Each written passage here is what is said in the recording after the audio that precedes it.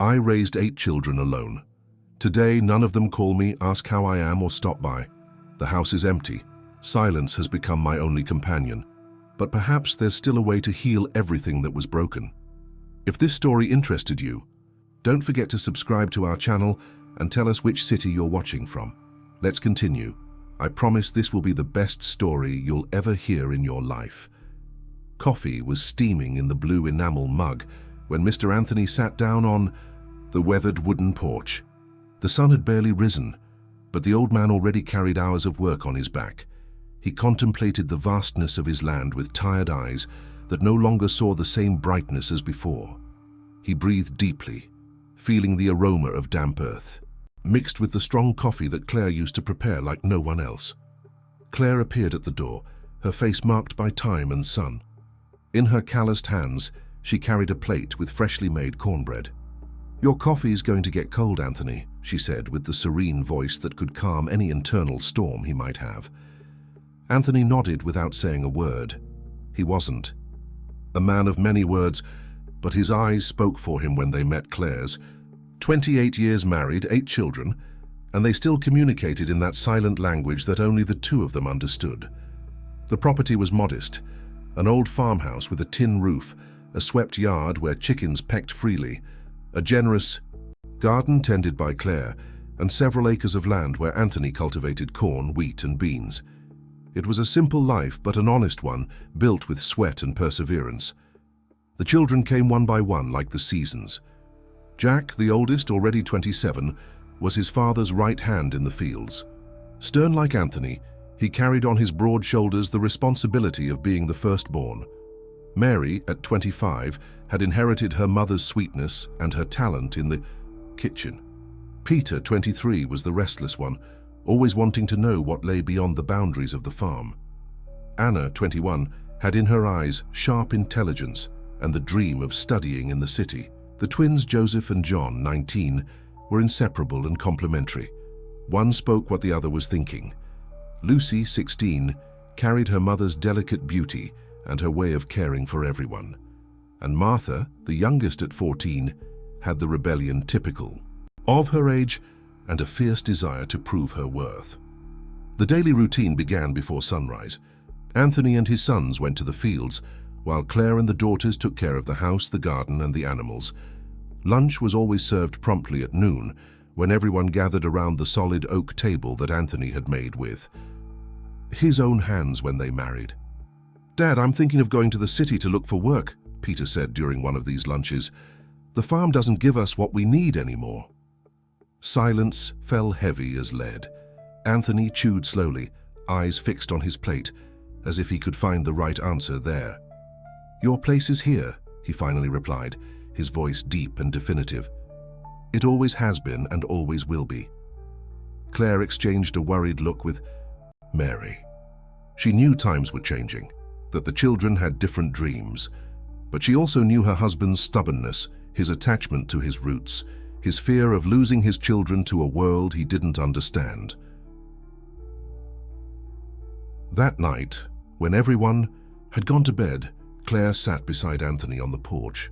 Moonlight bathed the yard, and the silence was broken only by the croaking of frogs in the nearby creek. "They need to find their own way, Anthony," she said softly, placing her hand over his. "We can't keep them here forever." Anthony didn't answer, but he gently squeezed his wife's hand. He knew she was right, as she almost always was.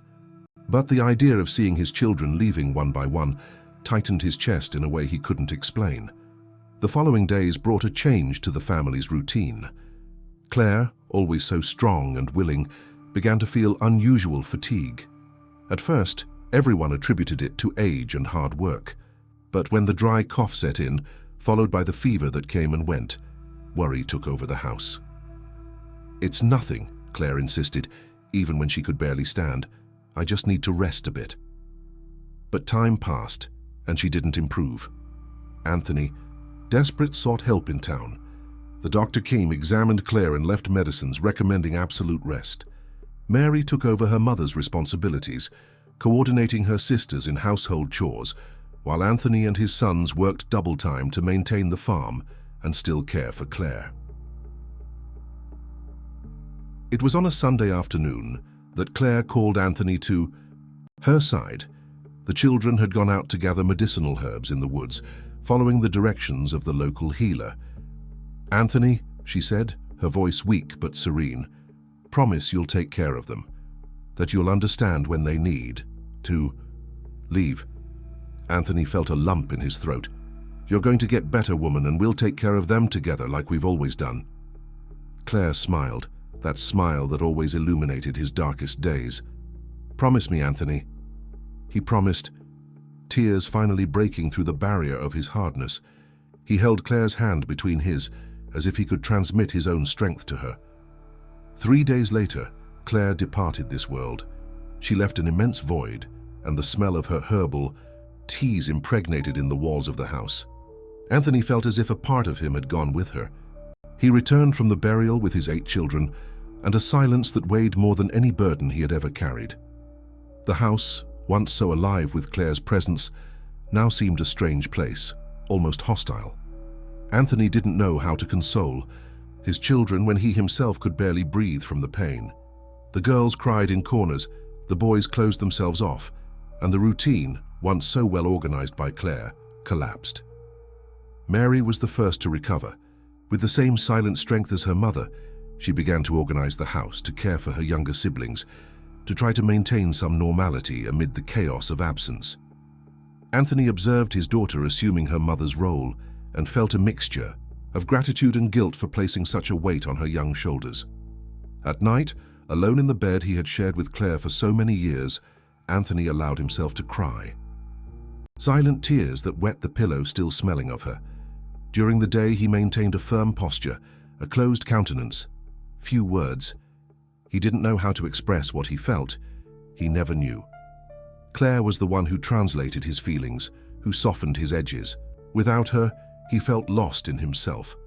Days passed, dragging and painful. The fields demanded attention. The house needed care. The children required presence. Anthony divided himself as best he could, stumbling over his own limitations. Sometimes he was too severe, other times too absent.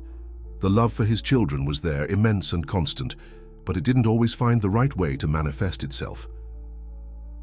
Jack, the oldest son, began to question his father's decisions. He accused him of not seeing the family's real needs, of being stuck in a way of life that no longer sustained them all. "We need to change, Dad," he would say during dinner, while everyone listened in tense silence. "The world out there is changing, and we're here stuck in time." Anthony would slam the table, his face red with anger. "Respect your father, boy. As long as I'm alive, things will continue the way they've always been." The other children would lower their eyes, uncomfortable with the confrontation. Mary tried to appease, as Claire would have done, but she didn't always succeed. The tension grew day by day, week by week, until the inevitable happened. It was a hot summer afternoon when the argument between father and son reached its peak. Harsh words were exchanged. Old accusations came to the surface. "You killed Mom," shouted Jack, the words escaping like poisoned arrows. "You didn't want to take her to the doctor in town when she first got sick. You thought your herbs and prayers would fix it. Because of your stubbornness, we lost her." The slap came fast and accurate. Anthony had never hit any of his children before. The silence that followed was heavier than any storm that had ever fallen over that land. Jack touched his reddened face, his eyes watering not from physical pain, but from a deep hurt that had been cultivated for months. Without saying a word, he turned his back and walked to his room. He returned minutes later with a bundle of clothes under his arm. "Where do you think you're going?" asked Anthony, his voice still trembling with anger. "Away from here," replied Jack, without looking at his father. "I can't stand living under the same roof as you anymore." Mary tried to intervene, holding her brother's arm. "Jack, please don't do this. We're a family. We need to stay together." But Jack had already made his decision. He hugged each of his siblings, promising to write as soon as he settled somewhere. To Anthony, he didn't even give a glance. He took his bundle and set off down the dirt road that led to the city, leaving behind a deafening silence. That night, Anthony couldn't sleep. His son's words echoed in his mind like a relentless hammer. Deep down, he carried the same guilt. Maybe if he had taken Claire to the doctor earlier, if he hadn't been so stubborn in believing she would get better on her own. The truth was that he couldn't bear the idea that something serious might be happening to her. He preferred to believe in the strength she had always shown. The days that followed were even more difficult. Jack's absence left a void in the farm's routine. Peter, the second son, took his brother's place in the heavy work, but the shadow of Jack's departure hung over everyone. "Dad," said Peter one morning as they worked in the field, "I've been thinking, maybe Jack is partly right. The world is changing, and we need to adapt." Anthony continued hoeing without raising his eyes. "What are you trying to say?" "I'm saying that maybe we should consider other ways to make money. The land doesn't produce like it used to. The rains are scarcer. We could invest in something different, maybe raise more animals or—" "Enough," interrupted Anthony, driving the hoe into the ground with force. "I don't want to hear any more of these city ideas. Our life is here, the way it's always been. This is how your grandfather lived. This is how I lived, and this is how we'll continue."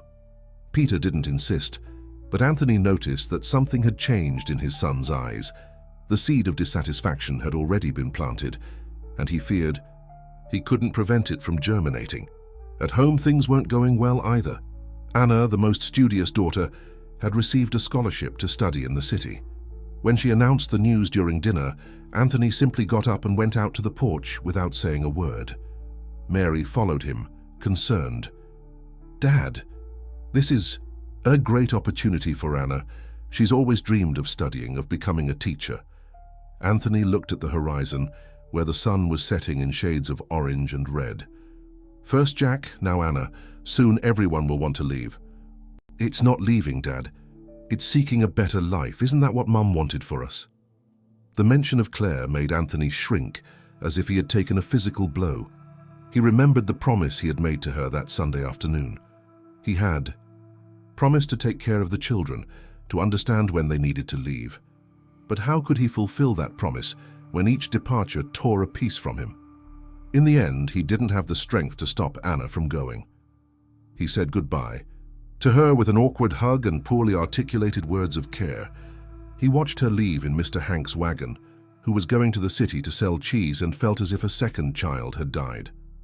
Anna's absence was felt especially by Martha, the youngest, who shared a room with her sister. The two were very close, and Anna was the one who encouraged Martha to study, to dream beyond the boundaries of the farm. "Why doesn't Dad want us to be happy?" Martha asked Mary one night as they helped wash the dinner dishes. Mary sighed, looking for the right words. "It's not that, Martha.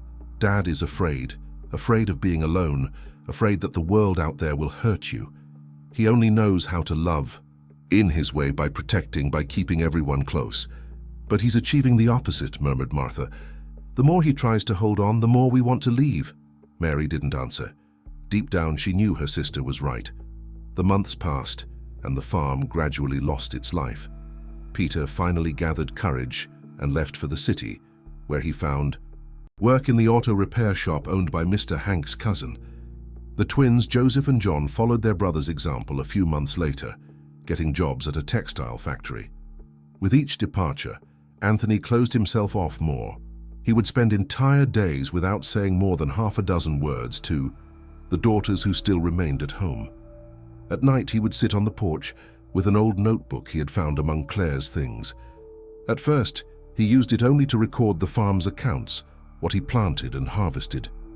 But gradually, he began to also record thoughts, memories, feelings that he couldn't express aloud. Mary married a young man from the neighboring town and went to live on his family's property. Lucy was called to work as a domestic worker in NIMBY, the mayor's house, and Anthony, after much resistance, allowed her to go. Only Martha remained, the rebellious youngest who no longer hid her desire to leave. "You should come with me to the city, Dad," she would say, as she set the table for dinner, now just for the two of them. "Live with one of my brothers. Meet your grandchildren." Anthony raised his eyes, surprised. "Grandchildren," Martha nodded. Anna wrote saying that Peter has a son almost 2 years old. And Jack, well, it seems he got married and has a boy too. The idea that he had grandchildren he had never seen broke something inside Anthony. That night he wrote in his notebook, about how time had passed without him noticing, about how life had continued for his children while he remained behind, clinging to a past that no longer existed. Martha left a week later, going to live with Anna in the city. She promised to write and visit whenever she could. Anthony was left alone in the big house, with only the old dog and memories as company. Solitude was at first an unbearable weight. He would sit at the table and look at the empty chairs, hear echoes of laughter and conversations that no longer existed. At night, the silence was broken only by the croaking of frogs and the occasional distant howl of some dog. Gradually, however, he learned to live with the absence. He developed his own routine, simpler. He woke with the sun, took care of the few animals he still kept, worked in the small garden he had taken over after Mary's departure. He ate lunch alone, rested a bit during the hottest hours of the day, returned to work until nightfall. After dinner, he would sit on the porch to write in his notebook or simply look at the stars, remembering how Claire loved to tell stories about the constellations. The neighbors said he had changed. He spoke less, observed more. His eyes gained a distant quality, as if he were always listening to voices that only he could hear. The old radio, a gift from Claire on their 20th wedding anniversary, became his constant companion. It played songs that brought back almost physical memories of her, the way she cut greens into very fine strips, the way she arranged the dish towels always perfectly aligned, her bare feet on the earthen floor. Letters from his children were rare. One or another from Mary or Anna, telling news, asking how he was. Anthony would respond with crooked letters and short phrases, without knowing how to express on paper what he really felt. From Jack, he had never again had direct news. He knew, through Peter, that he was doing well, had a stable job in a big city, but father and son had not exchanged a single word since that fateful afternoon. It was during a particularly strong storm that the disaster happened. The wind howled like a wounded animal, and the rain lashed the roof of the house with frightening violence. Anthony was in the kitchen when he heard the crash.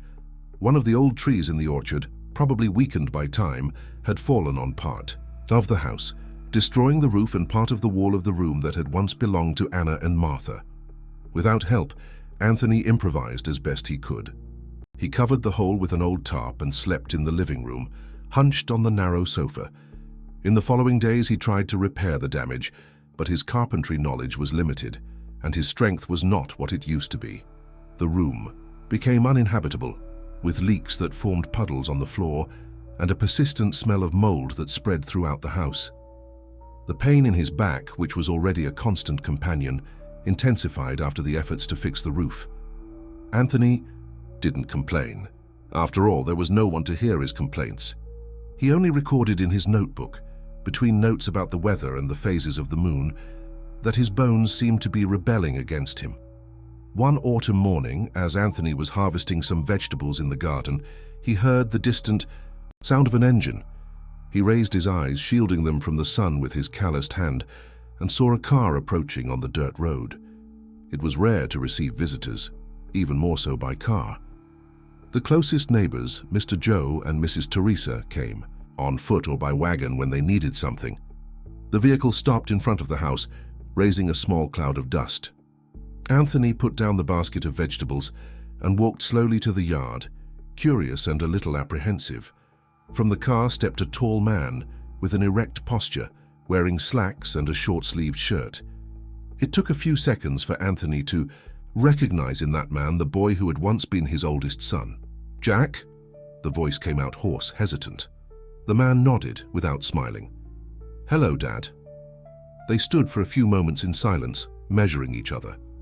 Anthony noticed the already graying hair at his son's temples, the lines of expression on the face that was once so young. Jack, in turn, observed his father with poorly disguised surprise. Anthony had aged a lot since the last time they had seen each other. He was thinner, his shoulders hunched, his face furrowed by deep wrinkles. "Dad," Jack finally said, "I brought someone to meet you." It was only then that Anthony noticed the child who was partially hiding behind his father's leg. A boy of about 6 or 7 with dark hair and bright, curious eyes, the same eyes as Claire's. "This is Michael," Jack introduced, placing his hand on his son's shoulder. Your grandson. Anthony felt his heart accelerate. A grandson. There before him was a piece of himself, a continuation of his story. He crouched with difficulty, getting to the child's height. "Hello, Michael," he said, his voice softening in a way that hadn't happened in years. "I'm your grandpa." The boy looked at his father, seeking confirmation, and then extended his small hand. "Nice to meet you, Grandpa." That word, Grandpa, hit Anthony like a sure arrow. Suddenly, the tears he had held back for so long began to flow freely down his wrinkled face. Without thinking, he pulled his grandson into a tight hug feeling, the small warm body against his. Jack observed the scene with an indecipherable expression. When Anthony finally stood up, wiping the tears with the backs of his hands, his son commented, "The house looks different." Anthony nodded, suddenly, aware of the precarious state of the property. "A storm knocked the big tree down onto the roof. I couldn't fix it properly." Jack frowned, looking at the improvised tarp covering part of the roof. "Why didn't you call one of us to help?" The question hung in the air, loaded with unspoken accusations. Out of pride, out of stubbornness, out of shame? "Come in," said Anthony, avoiding the subject. "I'll make some coffee." The kitchen was clean, but simple. The wood stove was still the same, and on it an iron kettle whistled slightly. Anthony took 3 mugs from the cupboard. He had kept all the family's dishes, even though he didn't need them, and served the coffee, strong and aromatic as Claire used to make. Michael observed everything with curious eyes, absorbing every detail of the grandfather's house he had never known. "Do you live alone, Grandpa?"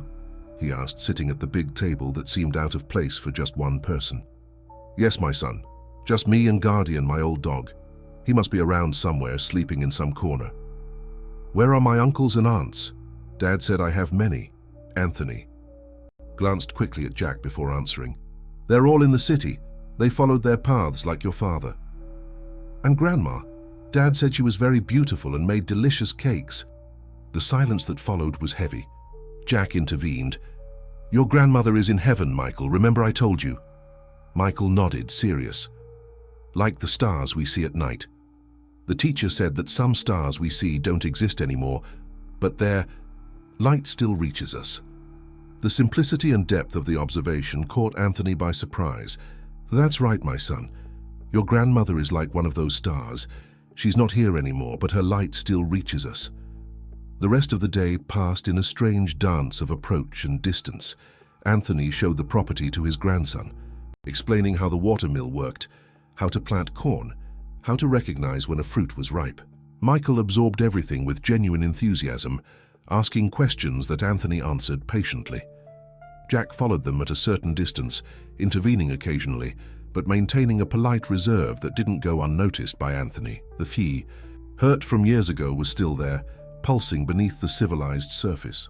At night, Anthony improvised beds for the visitors. Michael stayed in the room that had once belonged to the twins, and Jack in Peter's old room. After the boy fell asleep, father and son met on the porch, the silence of the rural night enveloping them like a cloak. "Why did you come, Jack?" Anthony finally asked, looking at the stars that dotted the dark sky. Jack took a while to answer. "Michael wanted to meet his grandfather. He's been asking about you, about the farm." "Is that all?" Another silence. "Anna wrote to me, said you were alone, that the house was falling apart. I was worried." Anthony felt a wave of gratitude for his distant daughter.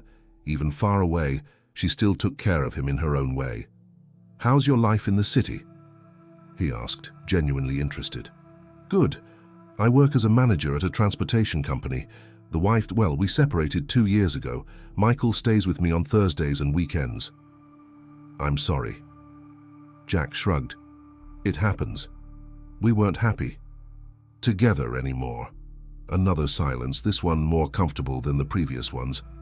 "Dad," Jack began, hesitant, "what I said that day about Mom, I shouldn't have said it. I was angry, hurt." Anthony felt a lump in his throat. "You were right. I should have taken your mother to the doctor earlier. Maybe if I had been less stubborn." "No," interrupted Jack. "No one could have known. Not even the town doctor would have had the resources to treat her adequately. What had to happen happened. It wasn't your fault. The words Anthony had waited so long to hear finally came, bringing an absolution he didn't know he so desperately needed. He felt the tears return to his eyes, but this time he didn't try to contain them. "Thank you, son," he said simply. They didn't talk more about the past that night. They talked about Michael, about the other children, about the changes in the region. The old wound was still there, but it was beginning to heal slowly. The next morning, Jack surprised his father by saying they would stay for a week. "I'm on vacation and Michael is loving the farm, if it's not a bother." "A bother? This is your home, son. It always will be." The days that followed brought a joy that Anthony hadn't felt in years. Michael was curious and full of energy, running around the yard, playing with the old dog, helping his grandfather in the garden.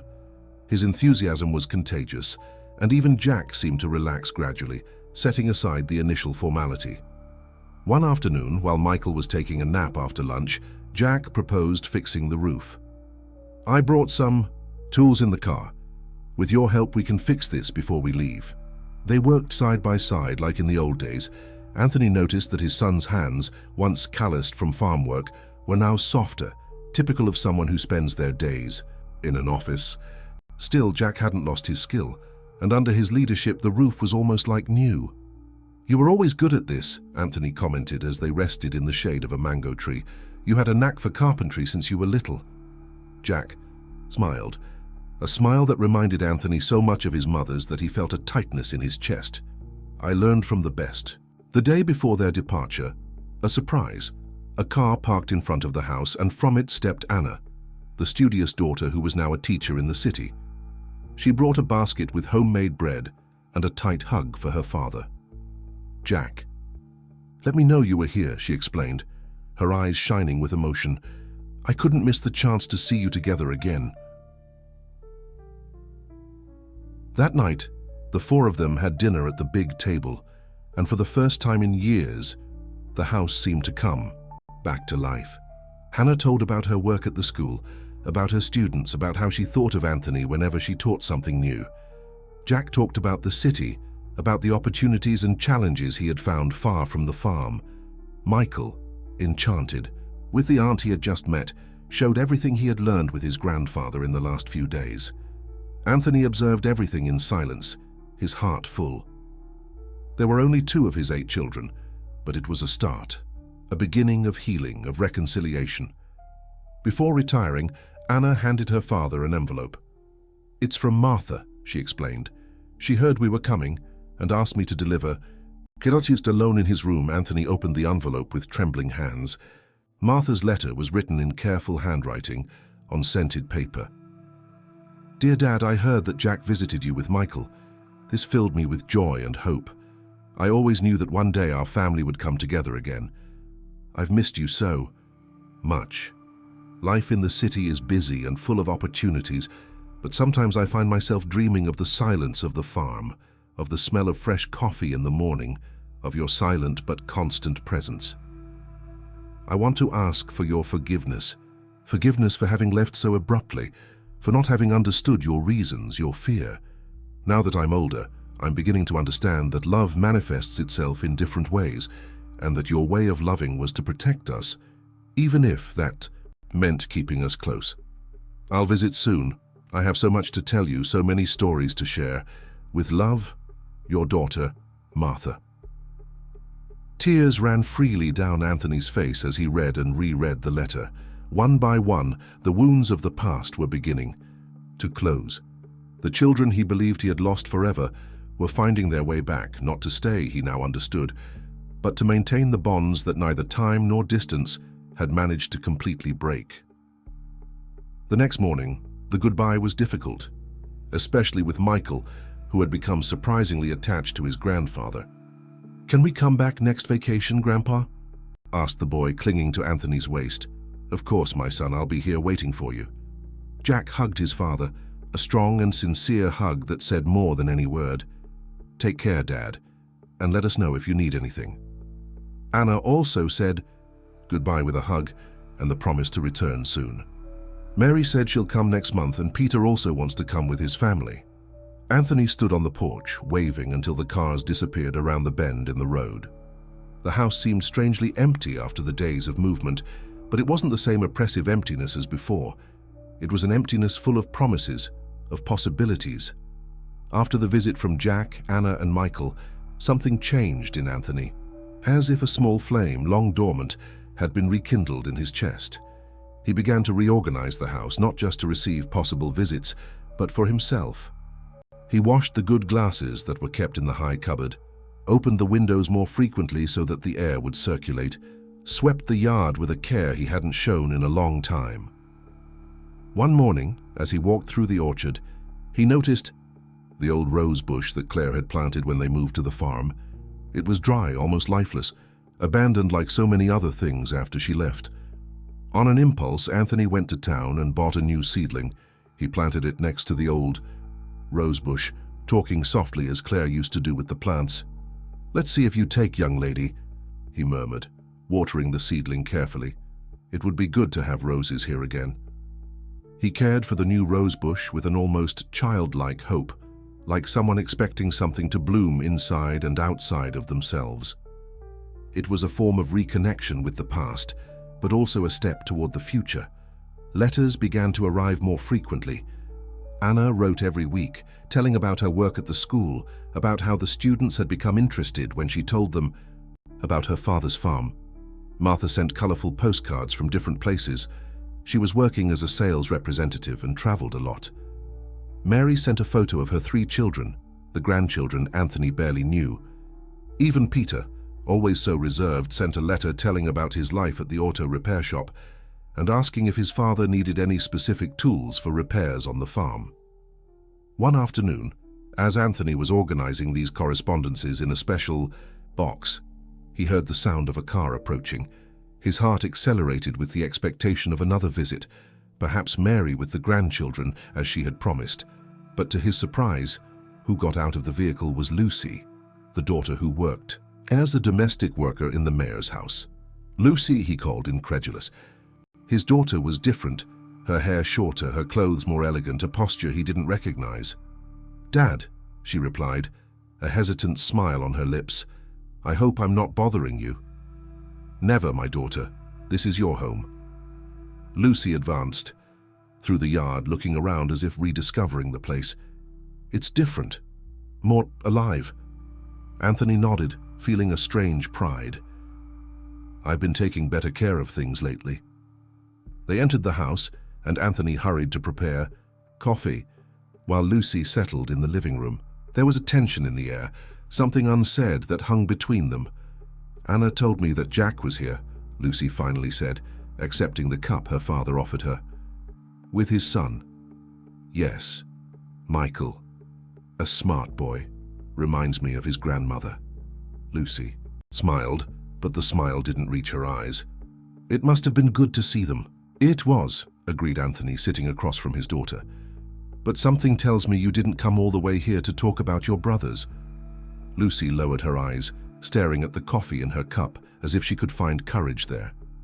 "No, I didn't." She took a deep breath before continuing. "Dad, I'm pregnant." The news hit Anthony like lightning in a clear sky. "Pregnant? But you're not married, are you?" Lucy shook her head. "The father is the mayor's son.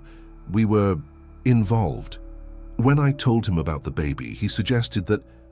Her voice failed and tears began to run down her face. "He wanted me to have a procedure, to terminate the pregnancy, said he would give me money, that he would help me go to another city afterward." Anthony felt an anger growing inside him, an anger he hadn't felt in a long time. "And what did you tell him?" That I want to have my child." Lucy raised her face, her eyes shining with determination between the tears. "I was fired, of course. His mother said she couldn't keep a woman of dubious morals in the house. I'm staying at Anna's now, but..." She hesitated again. "I came to ask if I can come back home, Dad, at least until the baby is born, and I decide what to do." Anthony got up and walked to the window, looking at the orchard where the new rose bush was beginning to show the first signs of life. He remembered Claire, how she would receive this news, how she would welcome their daughter without judgments, with unconditional love. "This is your home, Lucy," he finally said, turning to his daughter. "It always will be. You and your child are welcome for as long as you want to stay." Lucy got up and ran to hug her father, sobbing against his chest as she used to do when she was little and hurt herself playing in the yard. Anthony embraced her, feeling the warmth of his daughter, the life growing inside her. Another grandchild, another branch of the tree that he and Claire had planted so many years ago. That night, while Lucy slept in the room that had once been hers and Mary's, Anthony wrote in his notebook. He wrote about forgiveness and new beginnings, about how life takes turns we cannot predict, about how mistakes can transform into new opportunities. The months that followed brought changes to the farm. Lucy, with her energy renewed by the pregnancy and her father's welcome, took over the care of the house. She planted new flowers in the garden, hung clean curtains in the windows, organized the cupboards that had been abandoned for years. Anthony observed, helping when he could, amazed at the transformation not only of the house but of his daughter herself. "You look so much like your mother," he commented one afternoon as Lucy prepared quince jam in the kitchen. "You have her same way of taking care, of things, of transforming a space into a home." Lucy smiled, touching her now visible belly. "Mom always said that the house needs to breathe, remember? That we need to open the windows every day, even in the cold, so that the air circulates and brings new life." The news of Lucy's return to the farm and of her pregnancy spread among the siblings. Letters multiplied and visits too. Mary came with her husband and 3 children, spending an entire weekend on the farm. Peter showed up with tools and building materials, determined to properly fix the roof and other problems in the house. The twins, Joseph and John, came together, as always, bringing a television as a gift for their father. "For you to distract yourself on rainy nights," they said. Martha, the rebellious youngest, arrived without warning on a rainy afternoon. She was thinner than Anthony remembered, and there was a sadness in her eyes that didn't match the happy girl who had left years ago. "I'm tired of traveling, Dad," she confessed, as they had coffee on the porch, watching the rain fall on the yard. "Tired of hotels, of fake smiles, of selling things that people don't need." "And what do you want to do now?" asked Anthony, feeling that the answer would be important. Martha looked at the farm, at the trees swaying with the wind, at the animals sheltered in the stable. "I want to find my place, a place where I can be myself without masks." "Your sister is here now," commented Anthony. "Soon there will be a baby in the house. More life, more noise." "That would be good," murmured Martha, a genuine smile illuminating her face for the first time since she had arrived. That night, the 2 sisters talked until late, sharing stories, fears, dreams. Anthony listened to their voices from afar, sitting on the porch with his notebook, and felt a peace that he hadn't experienced in a long time. Jack returned with Michael for the school vacation, as he had promised. The boy ran straight to his grandfather as soon as the car stopped, hugging him with a force that almost knocked Anthony over. "Grandpa, I missed you so much. Look, I lost a tooth, see?" And he opened a wide smile, showing the empty space in the row of baby teeth. Anthony laughed, a laugh that came from the depths of his soul. "I see, my son. You're growing too fast." Michael ran to explore the farm, rediscover his favorite. "Corners," greet the old dog who wagged his tail in recognition. Jack and Anthony stayed behind, observing. "The house is different," commented Jack. "More alive," completed Anthony. "Lucy is living here now, and Martha too, at least for now." Jack nodded, an expression of approval on his face. "It's good to see the family coming together again, Dad." Those words touched Anthony deeply. The family coming together again. Not like before, not all under the same roof, but in a new, more mature, more conscious way. The children had followed their paths as Claire wanted, as perhaps was necessary, but the bonds remained, invisible but strong, connecting them through time and distance.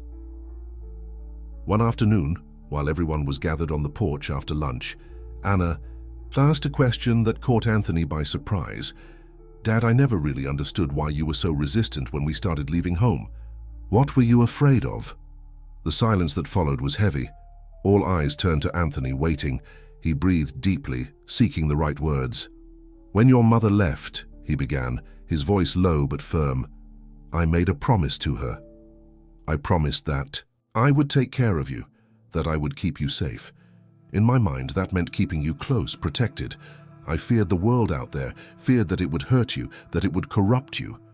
I feared, more than anything, failing her." Tears flowed silently down Mary's face. Lucy held Martha's hand tightly. The brothers exchanged looks loaded with understanding. "But over time," continued Anthony, "I began to realize that I was misinterpreting the promise. Taking care of you didn't mean holding you back, but letting you grow, find your own paths. Protecting you wasn't isolating you from the world, but preparing you to face it. It took me too long to understand that. Too long." Jack got up and walked to his father, placing his hand on his shoulder. "It's never too late, Dad. We're all here now." At that moment, something broke inside Anthony. The last barrier, the last remnant of guilt and regret that he had carried for so many years. The tears came without warning, and he didn't try to hold them back. He cried as he hadn't cried since Claire's departure, but this time they weren't tears of despair or loneliness. They were tears of relief, of acceptance, of gratitude. His children enveloped him in a collective hug, each bringing their own forgiveness, their own reconciliation. There on that porch that had witnessed so many goodbyes, a reunion was happening much, deeper than any of them could have imagined. The new rosebush, defying the seasons, gave its first flower that week. Small, dark red, fragrant like the ones Claire had loved so much. Michael was the one who discovered it, running excitedly to show his grandfather. "Look, Grandpa, the rose bloomed." Anthony observed the flower, touching it delicately with his fingertips. It wasn't a miracle, as he would have thought years ago. It was simply the confirmation that what is cared for with love is not lost. It only changes, form like his family had changed, like he himself had changed.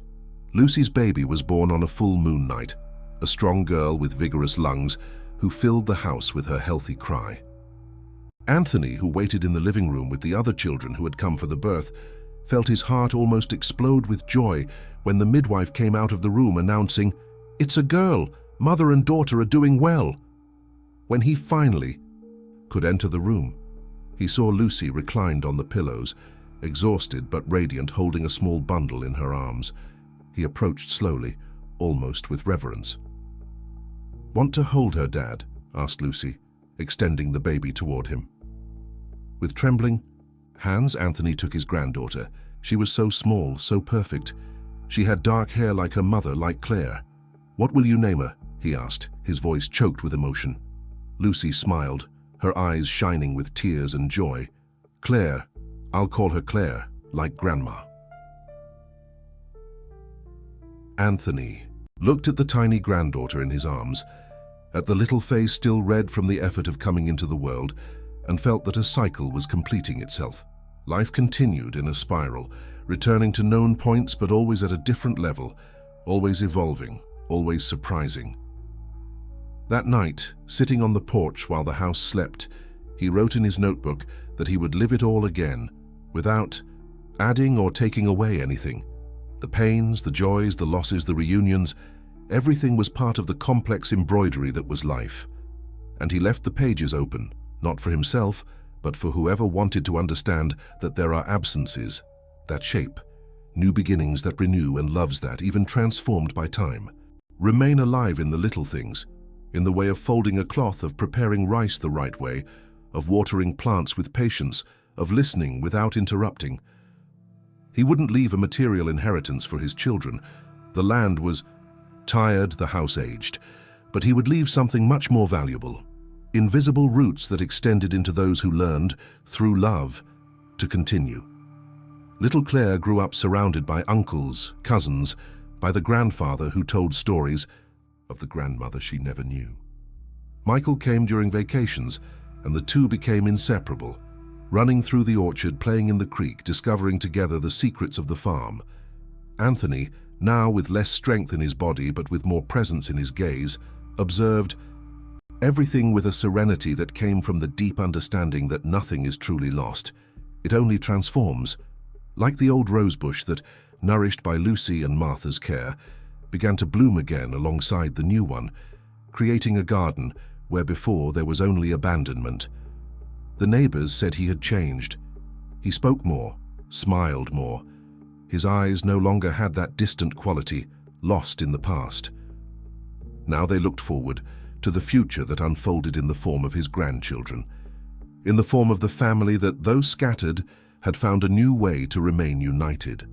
And when Michael, already a teenager, asked if he could live with his grandfather to study at the rural school, Anthony understood that life had given him a second chance, the chance to do things differently, to love without holding back, to protect without suffocating. "Your father needs to authorize it," he replied, trying to contain the hope in his voice. Jack not only authorized but helped his son to settle in. "He loves the farm, Dad, and he loves you. It will be good for both of you." And so the house that had once echoed empty returned to filling with life.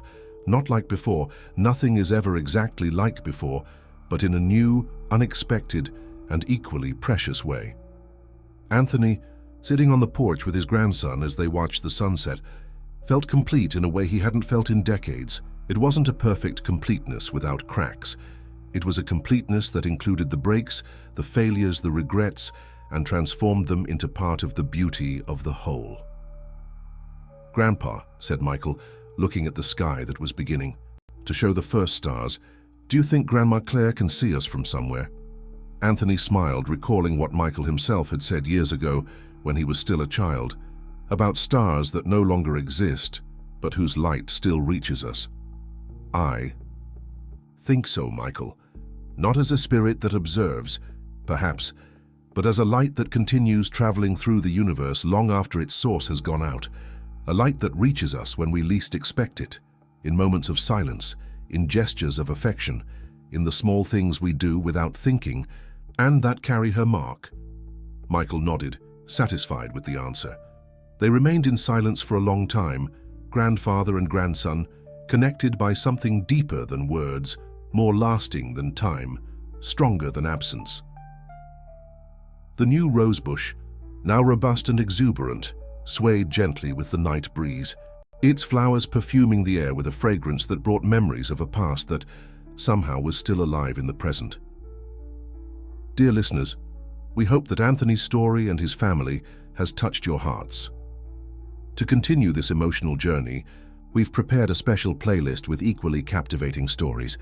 Find it here clicking to the left. If you like this narrative, don't forget to subscribe to our channel and tell us from which city you're watching us. Every day we bring unique stories that explore the complexity of life and family relationships. Don't miss our upcoming content. We'll be waiting for you in the comments.